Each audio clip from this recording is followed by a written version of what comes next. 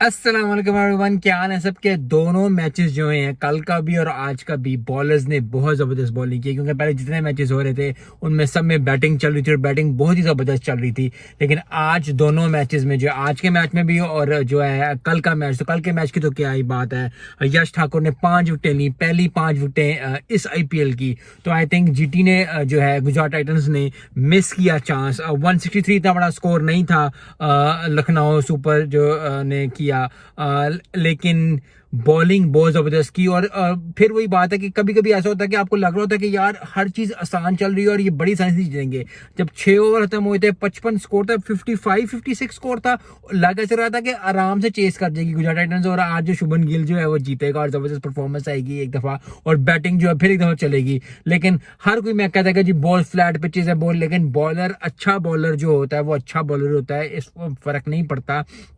शुएब अख्तर ने, जब आपको याद होगा पहला IPL था जब उसने चुप कराया था सबको, वो भी इसी तरह था कि जी स्कोर कम होगा, ये होगा वो होगा, और उसने 2-3 ओवर में करके चुप करा के सबको वो मैच लेके चला गया था। तो अगर बॉलिंग आप अच्छी करोगे, राइट एरियाज में करोगे, यस कभी कभी बहुत ही पिच फ्लैट होती है, लेकिन इंडिया की पिचेस में हमेशा ही बैट्समैन, क्योंकि उनके बड़े ही बैट्समैन ज्यादा हैं, या स्पिनिंग ट्रैक होते हैं, ये होता है। लेकिन बॉलर अगर अच्छी बॉलिंग करेगा तो वो जरूर उसको रिजल्ट मिलेगा, क्योंकि अल्लाह किसी के भी मेहनत को जाया नहीं करता। तो अगर आप बॉलिंग अच्छे ट्राई एरिया में कर रहे हो, आप अच्छी जगह करी जा रहे हो, तो आज नहीं तो कल नहीं तो परसों मिलेगा। और यश ठाकुर को वो रिजल्ट मिला जो वो चाह रहे थे। आज भी जो KKR versus Chennai super Kings का मैच था वो भी बड़ा अच्छा हुआ। बॉलिंग ने ही आज जिताया। रविंद्र ने अच्छी बैटिंग नहीं की, लेकिन रविंद्र जडेजा ने जो है वो ठीक ठाक जो है परफॉर्मेंस दी, और ठीक ठाक परफॉर्मेंस देने के साथ 3 आउट किए 18 पे। और आई थिंक वो जो थे वो थे मेन, क्योंकि KKR ने पहली बैटिंग करते हुए 137 फॉर 9 किया था, CSK 141 फॉर 3 थे, आसानी से जीत गए मैच, 7 विकेटों से जीत गए मैच।